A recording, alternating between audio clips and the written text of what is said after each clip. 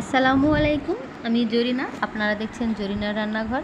আমার এই ছোট্ট চ্যানেলে সবাইকে অনেক অনেক স্বাগতম। আজকের রেসিপি আমের বড়া।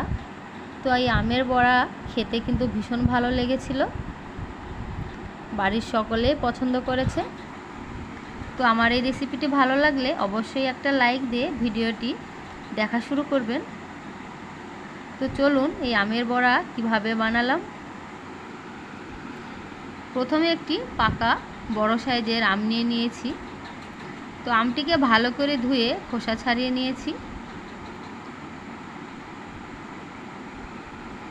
এবার আমি একটি গ্রেডারের সাহায্যে আমটিকে গ্রেড করে নেব।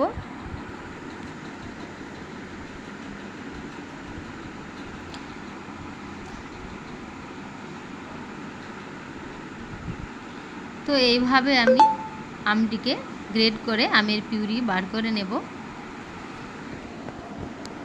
তো আমের পিউরি বার করে নিয়েছি। এবার আমি ঢেকে সাইড করে রেখে দিলাম। অন্যদিকে একটি পাত্রে নিয়ে নিয়েছি মাঝারি কাপের 1 কাপ চালের গুঁড়ো,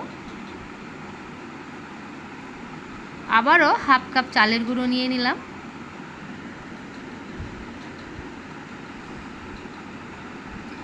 আর নিয়ে নিলাম হাফ কাপ গমের ময়দা, আর নিয়ে নিলাম হাফ কাপ সুজি,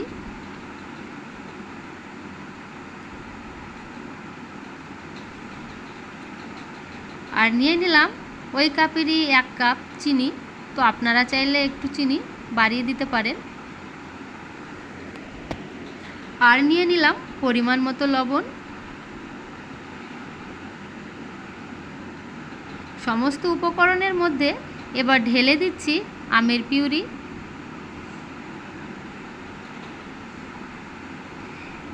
এবারে আমি ভালো করে চটকে চটকে মেখে নেব। রেসিপিটি শুরু থেকে শেষ পর্যন্ত দেখতে হলে আমার সঙ্গে থাকুন।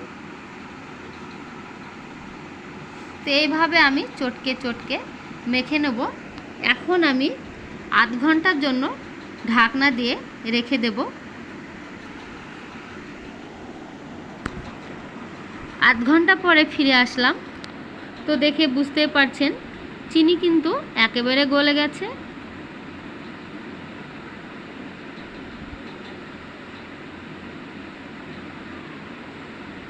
এবারে আবারও আমি হাত দিয়ে চটকে চটকে মেখে নেব। তো দেখেই বুঝতে পারছেন এটি শক্ত হয়ে আছে, তাই অল্প অল্প জল দিয়ে আবারও আমি একটি পাতলা ব্যাটার তৈরি করে নেব।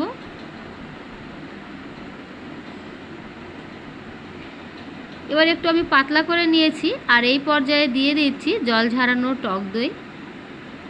তো টক দই আমি খুব ভালোভাবে এই উপকরণের সঙ্গে মিশিয়ে নেব এবং 2 থেকে 3 মিনিট খুব ভালো করে ফেটিয়ে নেব। যত ফেটানো যাবে আমের বড়া কিন্তু ততটা নরম হবে এবং ফুলে উঠবে।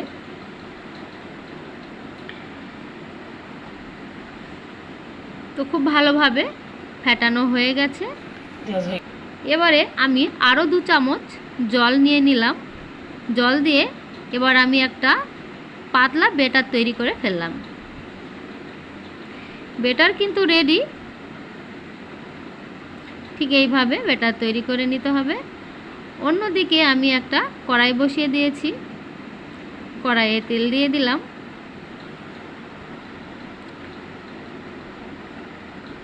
তেল গরম হয়ে গেছে। এবারে আমি ছোট চামচে করে তুলে কড়াইয়ে একটি দিয়ে দিলাম। প্রথমেই একটা দিয়ে আমি ট্রাই করে নেব। তো দারুণ ফুলে উঠেছে, দেখতেই পাচ্ছেন। এবারে আমি একে একে কড়াইয়ে ছেড়ে দেব।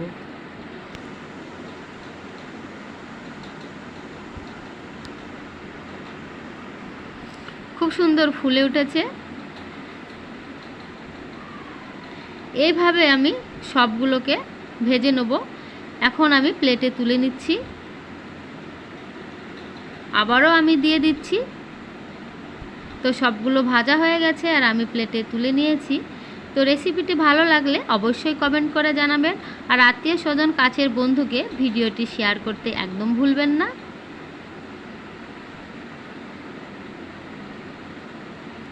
তো বন্ধুরা, এতক্ষণ আপনারা দেখছিলেন জরিনার রান্নাঘর, আর আজকের মতো ভিডিওটি এখানেই শেষ করলাম। আল্লাহ হাফেজ।